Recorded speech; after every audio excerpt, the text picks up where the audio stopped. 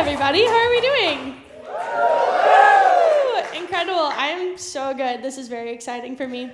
When I'm not doing this nonsense, I'm a bartender. Yeah, service industry. I really like bartending because when I was a kid, my parents, they didn't let me talk to strangers ever. Ever. I wasn't allowed to do that. And now that's kind of like my whole thing. That's just what I get paid to do. When I was a kid, they actually kept me on a child leash. And I deserved it. I had it coming. I used to shake my parents at the grocery store. One time my mom found me in the produce aisle talking to a 30-year-old man, and she says, "Hi, my name is Regan. Let's go play at your house." I haven't changed very much. When I first started bartending, my first gig, I worked at the bar that my parents were regulars at. So you could say I know a thing or two about nepotism, but in like a white trash kind of way. But no, I do really love bartending. Bartending is interesting because you just meet so many characters, you know? There's so many just strange people that you come across, and most of them have problems. And I think, you know, when you look, I know we were talking about cocaine earlier. Is this a cocaine crowd? I'm not a fed, you can tell me. Like, I'm just like super chill about this, actually. Okay, well, it may come as a shock to many, but I have never even tried cocaine. Never once. Not once. Not one single time. But everybody that I know and love does. So much of it. And I love not doing cocaine. But more than that, I love feeling included. So I always end up like cutting lines for my friends. Let me just pass the plate and we'll plan a girls' trip. I don't need cocaine because I'm just kind of like that already, you know? I'm already prone to nosebleeds and being annoying, and like, I've Googled how to start an LLC so many times. I'm fine. I also have a really horrible habit of getting home at whatever time birds are chirping. I can't tell you how many times I've had an Uber driver tell me good morning while I'm wearing a mini skirt, which is so fucked up. I'm never seeing the sunrise in like a normal and healthy way, right? I'm like not on a hike. I'm just leaving my dirtbag friend's house at 9 a.m. or whichever time the sun rises. I don't know. And while I don't do cocaine, I do like other stuff. I don't know. I don't do as much drugs as I used to do.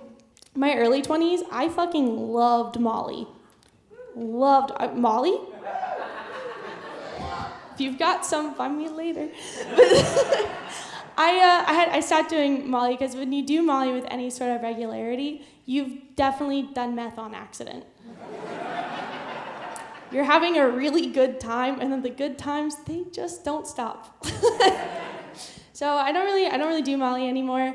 But I do think like it's really important to do recreational drugs because you have to develop a decent taste in music. Not so much drugs that you like permanently addle yourself, but like enough, you know? As soon as you start like enjoying the sound of synth in music, stop. The goal has been reached. If you can listen to a Tame Impala album, no skips, in fact, several times in a row, coffee would maybe, that's a good place to go. Yeah, I don't know. Were you guys watching the World Series? Anybody else? Yeah? Fuck off. He just like went like this. I know I'm so sad about the Cubs. I don't like the kind of person I become when the Cubs are in the playoffs. I'm upping my meds. Like, I'm sweating all the time. And I'm speaking words that I don't know that I know the meanings to them, but I'm really invested. I tend to date guys who either do a lot of cocaine or they root for other baseball teams than me. And I honestly prefer it when they do a lot of cocaine. Like, they love me. Like, the men who love coke, they love me because I'm not, like, I'm mad chill. I'm not going to tell them to stop. But I'm also not going to do their bag. So they like to keep me around. I don't know. I dated a guy who was a really big baseball fan, like huge baseball fan. Lived, breathed, slept. His job was baseball, actually. No, he wasn't on the team. Don't worry, I'm not that cool. But he sucked, like bad. This guy was just the fucking worst, okay? And he was a big Orioles guy. So what I did when we broke up, because I was quite displeased about the whole situation, I will say again, this was last year. This was when the Orioles like made the playoffs and then choked, similar to David. Like they got to the end and then fucked up, right? Stop. They got to the end and then they fucked up. So what I did, like any normal, well-adjusted person would do, I went to Etsy. And I hired a woman named Deborah, and I paid her $50, and I put a curse on the Orioles franchise in like January of this year, right? You wanna know what happened very shortly after I paid Deborah my hard-earned money? They lost their whole pitching staff. And I don't know if you guys are baseball fans.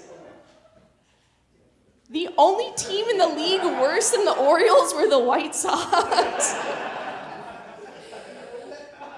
Can't tell you how thrilling that was. That was the best $50 I've ever spent my whole entire life. Do you know how badly you have to fuck up or fuck another woman to make a woman go to, Etsy and hire a witch? Yeah. Well, I did that, and yeah. So thanks to my DIY Billy Goat curse, the Orioles will never see the playoffs again. Alrighty, guys. I believe that's my time. I'm going to head out. Thank you all so much. You've been fantastic. Give it up for your host.